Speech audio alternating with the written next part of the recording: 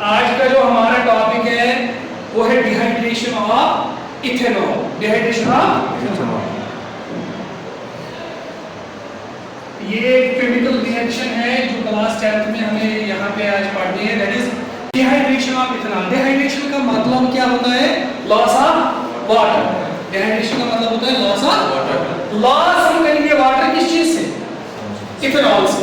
Ethanol से हम water को क्या करेंगे? मतलब इथेनॉल से हम वाटर डिहाइड्रेशन करेंगे और वो इथेनॉल जो है हम देखेंगे यहाँ पे किस में कन्वर्ट हो जाए, रिएक्शन क्या होगी। ठीक है, सबसे पहले जो है हम क्या लेते हैं? क्या लेते हैं हम यहाँ से? इथेनॉल। इथेनॉल को मैं यहाँ में किसके प्रेजेंस रिएक्शन कराऊंगा? कंसंट्रेटेड सल्फ्यूरिक एसिड के साथ। कंसंट्रेटेड सल्फ्यूरिक एसिड के यहाँ पे जो हमें प्रोडक्ट मिलता है वो है इथीन, प्लस जो हमें यहाँ पे मिलता है दैट इज वाटर। इसी रिएक्शन को हम बोलते हैं क्या बेटा? Dehydration reaction. ये डिहाइड्रेशन रिएक्शन करने के लिए हम यहाँ पे इस्तेमाल करते हैं concentrated sulphuric acid. This concentrated sulphuric acid acts as a catalyst. This concentrated sulphuric catalyst, this concentrated sulphuric acid as a catalyst. यहाँ पे हम देखेंगे बेटा आज इस रिएक्शन का हम मैकेनिज्म देखेंगे, किस तरीके से हमें ये समझ आएगा ये इथेनॉल जो है इथेनॉल कैसे डिहाइड्रेट हो जाएगा, किसके प्रेजेंस में? कंसंट्रेटेड सल्फ्यूरिक एसिड के प्रेजेंस में। उसके लिए हमें यहाँ पे मैकेनिज्म, लेकिन उससे पहले हमें ये पता होना चाहिए ये जो आपके पास इथेनॉल है, इथेनॉल से हमें क्या निकालना है? आप जरा गौर से देखिए। अगर मैं इस रिएक्शन को ऐसे लिखूं, इस रिएक्शन को मैं यहां पे ऐसे लिखूं, तो इस रिएक्शन में यहां से मुझे क्या निकालना है? जरा मुझे बताइए क्या निकालना है? वाटर को यहां से एलिमिनेट करना है। यहां से क्या करना है? वाटर को क्या करना है? एलिमिनेट करना है। एलिमिनेट करने के लिए मैं कंसंट्रेटेड सल्फ्यूरिक एसिड को यहां पे यूज कर रहा हूं। मुझे कंसंट्रेटेड एसिड सल्फ्यूरिक एसिड क्यों इस्तेमाल करना है? वो इसलिए क्योंकि यहां पे ये देखिए, जरा इधर देखिए, ये जो इथेनॉल में जो हाइड्रोक्साइल ग्रुप है, ये हाइड्रोक्साइल ग्रुप जो है this is not good leaving group, ये यहां से आसानी से इथेनॉल से बाहर नहीं निकल सकता। इसीलिए हम यहां पे कंसंट्रेटेड सल्फ्यूरिक एसिड का इस्तेमाल, ये कंसंट्रेटेड सल्फ्यूरिक एसिड जो है रेट ऑफ रिएक्शन को क्या करेगा? इंक्रीज करेगा। बिकॉज़ सल्फ्यूरिक एसिड जो है ये यहाँ पे रेट ऑफ रिएक्शन इंक्रीज करेगा और ये एक्ट करता है एज ए कैटलिस्ट। ये एक्ट करता है एज ए। इस रिएक्शन को करने के लिए हमें जो इंपॉर्टेंट चीज है वो मैकेनिज्म को समझना है। किसको समझना है? मैकेनिज्म। हमें मैकेनिज्म समझ आया, हम बता सकते हैं रेट ऑफ रिएक्शन जो है कैसे इंक्रीज हो गई सल्फ्यूरिक एसिड से, किस तरह रिएक्टेंट ने प्रोडक्ट यहां से किस तरह यहां से रिएक्टेंट कन्वर्ट हो गए, किस तरीके से। सबसे पहले जो है इस रिएक्शन में हमें यह पता होना चाहिए जो हमारे पास कंसंट्रेटेड सल्फ्यूरिक एसिड है, वो कंसंट्रेटेड सल्फ्यूरिक एसिड जो है वो डिसोसिएट हो जाता है किसमें? H positive and HSO4 negative, because sulfuric acid is an acid. It gets dissociated into two species. One is known as H positive and second is known as this H positive is known as proton या प्रोटीनियम। समझ रहे हैं? एक proton जो है, यही proton जो है या जिसको हम प्रोटोनेशन बोलते हैं, यही प्रोटोनेशन हम करेंगे किसके ऊपर? C2H5OH के ऊपर। किस तरीके से करते हैं? इस रिएक्शन में पहला वाला जो सेटअप है, सेटअप फर्स्ट में protonation of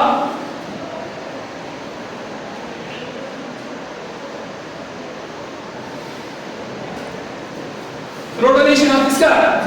protonation of ethanol का by the presence of H2SO4, किसके प्रेजेंस में करेंगे? H2SO4 के प्रेजेंस में। अब होगा यहां पे क्या, जरा देखिए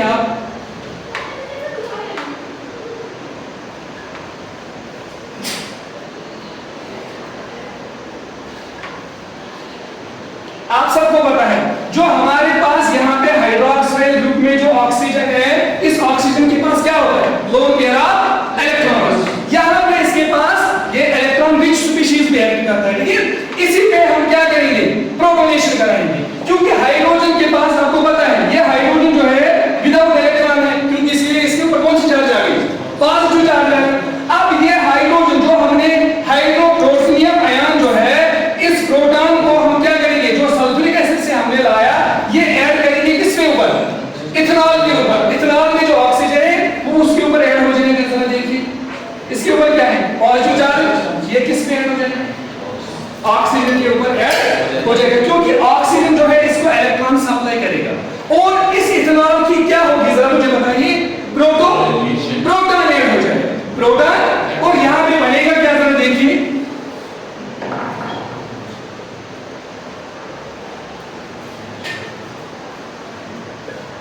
आप जरा देखिए यहां पे क्या बन गया? Protonated alcohol, protonated ethanol. इसको मैं क्या बोल रहा हूं?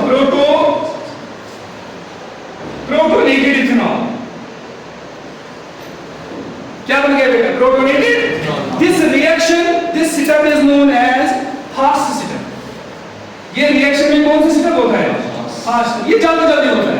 प्रोटोनेशन जो है वो क्या हो जाती है? जल्दी से हो जाती है। और यहां पे फॉर्म हो जाता है प्रोटोनेटेड इथेनॉल। क्या हो जाता है? भारत प्रोटोनेटेड। अब जरा इस बोर्ड से इस जो है प्रोटोनेटेड इथेनॉल को जरा देखिए, ऑक्सीजन पे कौन सी चार्ज आ गई? क्यों ऑक्सीजन पे पॉजिटिव चार्ज? क्योंकि इसने अपने इलेक्ट्रॉन्स किसको दे दिए और पॉजिटिव चार्ज किसके ऊपर आ गई? ऑक्सीजन के ऊपर आ गई। आपको मैंने 5-6 बार बोला है कि ये जो ऑक्सीजन है, ऑक्सीजन अपने आप के ऊपर जो है इलेक्ट्रॉन्स बेयर कर सकता है, लेकिन प्रोटॉन कभी अपने पास जो है नहीं रख पाता है, क्योंकि प्रोटॉन आने से ये जो है हाईली अनस्टेबल हो जाता है। प्रोटॉन आने से क्या हो जाता है? High. Why? Because oxygen is high electronegative element. Oxygen क्या है? High electronegative. ये अपने ऊपर कार्बन और हाइड्रोजन के बीच में, ये ऑक्सीजन और कार्बन के बीच में जो बॉन्ड है वो कितने इलेक्ट्रॉन से बना हुआ है? इन दोनों में से मुझे बताएं इलेक्ट्रोनेगेटिविटी किसकी ज्यादा है? ऑक्सीजन की है। ये दोनों इलेक्ट्रॉन्स किसमें शिफ्ट हो जाएंगे?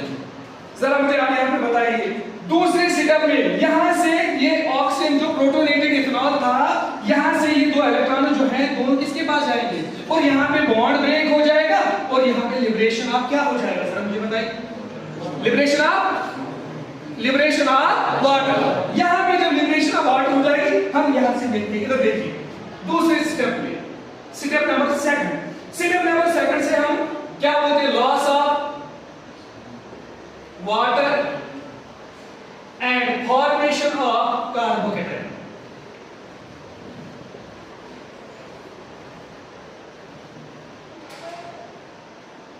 बताइए बेटा क्या हो जाएगा फॉर्म? एक तो वाटर लॉस हो जाएगा, दूसरा क्या बन जाएगा? What is carbocation? कार्बोकेटायन वो स्पीशीज होती है जिसमें कार्बन की वैलेंसी सेटिस्फाई नहीं है, मतलब इसके ऊपर कौन सी चार्ज होती है? पॉजिटिव। उसी को हम बोलते हैं कौन सी स्पीशीज? कार्बोकेटायन। दिस स्टेप जो है, this step is slow step. This step is, and this step is known as rate determining step. This step is known as rate determining. अब यहाँ पे देखिए कैसे कार्बोकेटायन फॉर्म हो जाता है। अभी देखिए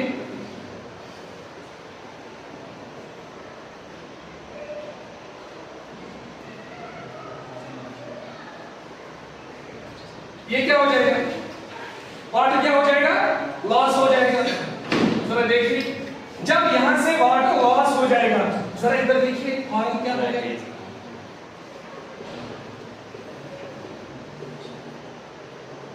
क्या फॉर्म हो गया?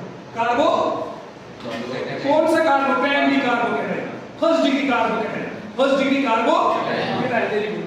इस कार्बोकेटायन को यहां पे जरा देखिए, ये कार्बोकेटायन जब बन गया, इस स्टेप को हम बोलते हैं slow step. This step is known as, और यही स्टेप जो है रेट डिटरमाइनिंग स्टेप ये रेट ऑफ रिएक्शन को क्या करता है, डिटरमाइन करता है। समझ आ रहा है? यहां से ही हमें अब पता चलेगा किस तरीके से हम अपने प्रोडक्ट पे आ जाएंगे, किस तरीके से हमें अपने प्रोडक्ट पे। अब जरा देखिए, ये कार्बोकेटायन तो हाईली अनस्टेबल है ना बेटा, हाईली अनस्टेबल। क्यों? क्योंकि यहाँ पे आपको पता है कार्बन की वैलेंसी सेटिस्फाई, इस कार्बन के पास तो क्या है 4 बॉन्ड है, लेकिन इस कार्बन के पास कितने बॉन्ड्स हैं? 3, 1 2 3 है। एक बॉन्ड जो है वो जो है लॉस अभी इसने किया, 2 इलेक्ट्रॉन्स इसने लॉस किए, इसलिए इसके ऊपर कौन सी चार्ज आ गई। अब तीसरे सेटअप में यहां पे जरा देखिए, तीसरे सेटअप में हम एलिमिनेट कराएंगे किसको, H पॉजिटिव।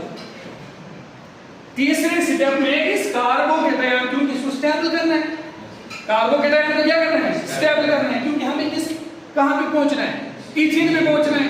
इथीन पे पहुंचने के लिए इस कार्बोकेटायन को पहले स्टेबल करना है। इस कार्बोकेटायन से हम एलिमिनेट करेंगे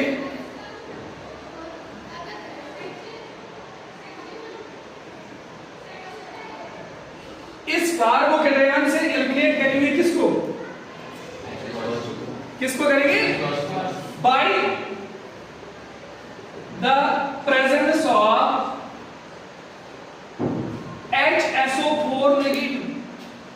जो मैंने पहले स्टेप में आपको बोला था, कंसंट्रेटेड सल्फ्यूरिक एसिड जो है वो डिसोसिएट किसमें हो जाता है, H पॉजिटिव है, HSO4 नेगेटिव। ये H पॉजिटिव हमने यूज किया प्रोटोनेशन के लिए, बचा क्या इधर HSO, this HSO4 acts as a base. ये एक्ट क्या करता है, क्योंकि इसके पास क्या चार्ज है, ये एक्ट करेगा लिविस बेस। क्या करेगा, लिविस बेस। लिविस बेस जो है जब इलेक्ट्रॉन डोनेट करता है उसी को क्या बोलते हैं बेटा, लिविस बेस। ये लिविस बेस जो है यहां पे इस कार्बोकेटायन को क्या कराएगा, स्टेबल करेगा। देखिए कैसे करेगा, इसके ऊपर कौन सी चार्ज है,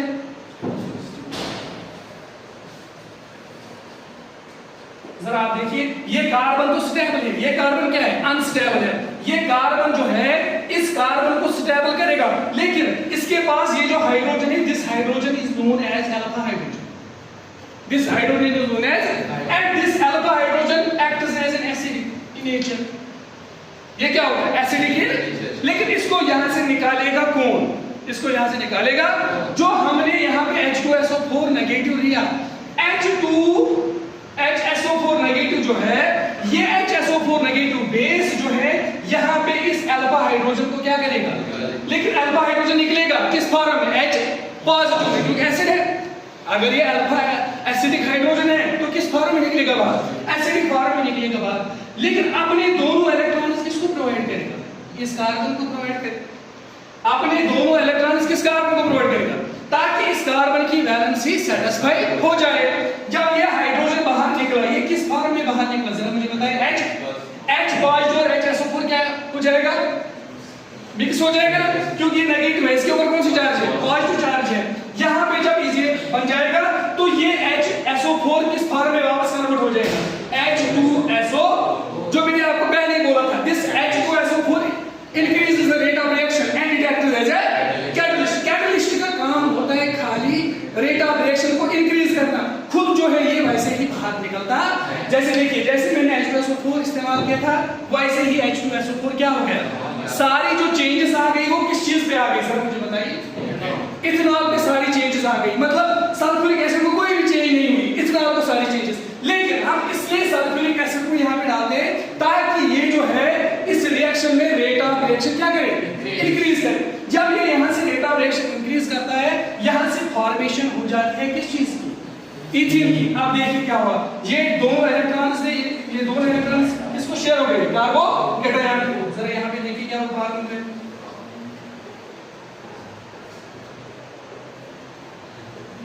जरा क्या फॉर्म हो गया, सर देखिए इथीन फॉर्म हो गया ना, क्योंकि इस कार्बन को कितने बॉन्ड्स आए, 2 हाइड्रोजन बॉन्ड्स। यहाँ से भी कितने आ गए, पॉजिटिव चार्ज दूर हो गई। लेकिन जब इसने इलेक्ट्रॉन डोनेट किए, इलेक्ट्रॉन डोनेट करने से यहाँ पे कार्बन और कार्बन के बीच में क्या हो गई, डबल बॉन्ड बन गया। तो इस कार्बन और इस कार्बन के बीच में वैलेंसी क्या हो गई, सेटिस्फाई। इसके भी 4 बॉन्ड्स आ गए, इसके भी 4 बॉन्ड्स, और यहाँ पे फॉर्मेशन ऑफ इस चीज की हो गई, and this is known as dehydration of ethanol in presence of sulphuric